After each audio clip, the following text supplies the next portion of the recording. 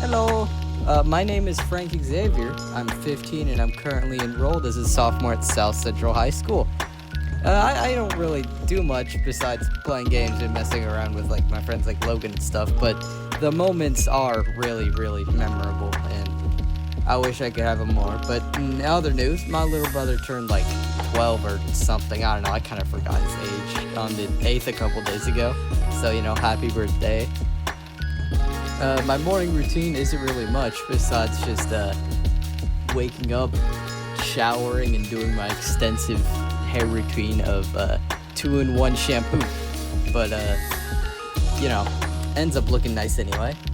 I just brush my teeth afterwards and drive myself to school because I'm a big boy now and I got my own car. And I'm also a huge space nerd too, and I want to be an aerospace engineer. Thank you for listening to my TED Talk at 2 in the morning. I'm tired. I want to go to bed.